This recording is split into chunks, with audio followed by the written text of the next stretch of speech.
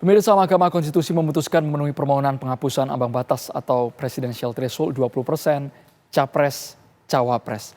Putusan MK ini membuka peluang setiap partai politik mengusung calon presiden maupun wakil presiden dalam Pilpres mendatang.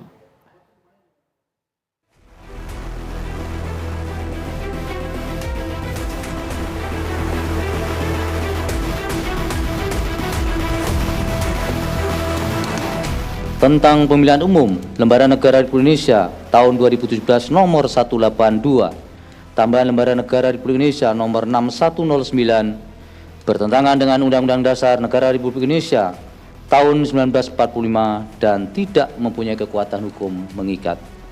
3. Memerintahkan pemuatan putusan ini dalam Berita Negara Republik Indonesia sebagaimana mestinya.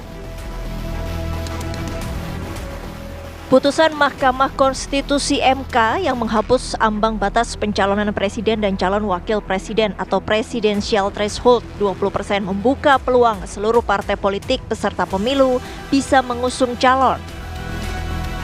Sebelumnya dalam pasal 222 Undang-Undang Nomor 7 Tahun 2017, calon presiden dan calon wakil presiden yang dicalonkan oleh partai politik harus memenuhi syarat ambang batas 20% jumlah suara parpol atau 25% jumlah kursi di parlemen. Mahkamah Konstitusi menilai hal tersebut bertentangan dengan Undang-Undang Dasar 1945. Praktis putusan MK tersebut menuai respon beragam. Kendati menghormati ketok palu MK, namun PKB dan Partai Golkar mengaku belum mengambil keputusan terkait langkah ke depan. Semua menyambut ke cairnya demokrasi, tapi kita juga punya pengalaman. Kalau terlalu banyak calon yang nggak realistis juga buang-buang. Kalau PKB nggak apa-apa, kan? Iya tentu. Punya kursi parlemen juga. Kan syaratnya nggak pakai syarat ini.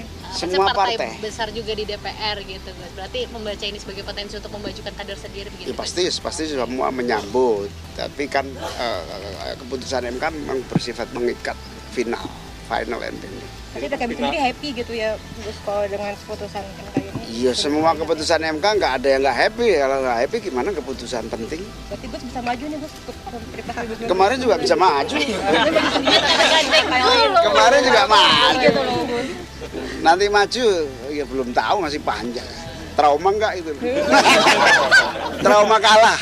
Yang pertama, kita menghargai proses keputusan Mahkamah Konstitusi terkait dengan presidential threshold. Sekalipun memang kami sendiri belum membaca secara detail. Tetapi kita harus juga betul-betul melihat bahwa sistem demokrasi kita ini juga jangan jangan dibuat memperlemah posisi presidensial. Nah, ini yang kita lagi kaji sekarang. Tapi apapun yang diputuskan oleh MK, ya kita hargai. Hal senada juga berlaku bagi PAN dan Partai Demokrat yang mengaku masih fokus berjuang bersama dalam pemerintahan Prabowo. Kita hormati, tentu nanti pembuat undang-undang akan menyadur hasil putusan MK itu. Artinya tahun 2029 insya Allah itu akan berlaku. Jadi PAN sangat menghormati. akan menyaring kader-kader potensial untuk diusung itu, ada nggak rencana? Kita masih setia sama Pak Prabowo sampai sekarang. Yang paling setia sama Pak Prabowo kan PAN 3 kali dukung. Tentu kami menyambut baik keputusan ini, keputusan MK ini, karena tentunya memberikan ruang yang lebih luas bagi setiap anak bangsa yang ingin ikut dalam kontestasi kepemimpinan nasional. Hanya hari ini sikap kami tegas dan jelas. Demokrat fokusnya bagaimana menyukseskan pemerintahan Pak Prabowo. Dan kami berjuang bagaimana ke depannya di 2029 nanti kami bisa menjadi partai 3 besar. Presiden ke-7 RI Joko Widodo pun menyambut baik putusan MK. Jokowi menyebut putusan tersebut bisa memberi harapan baru bagi demokrasi di Indonesia. Ya, itu kan keputusan final dan mengikat. Kita semua harus menghormati apa yang sudah diputuskan oleh MK. Banyak alternatif calon ke depan. Ya, harapannya kan seperti itu. Sehingga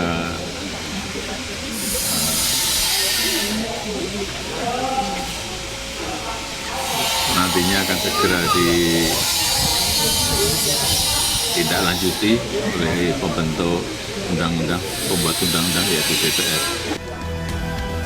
Kendati demikian, anggota Komisi 2 DPR RI dari Partai Golkar Ahmad Doli Kurnia menyatakan banyak hal yang harus dirapikan untuk mendukung putusan MK ini sehingga tidak terjadi tambal sulam dalam aturan proses pemilu.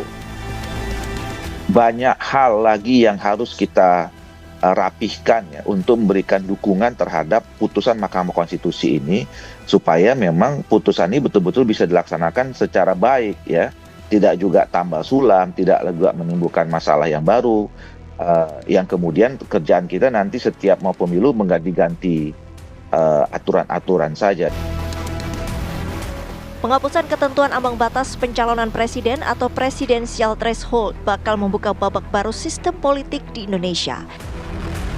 Selain dinilai dapat memperkuat demokrasi, bukan tak mungkin langkah ini menjadi peluang bagi kader potensial parpol untuk tampil sebagai pemimpin nasional. Tim TV One mengabarkan.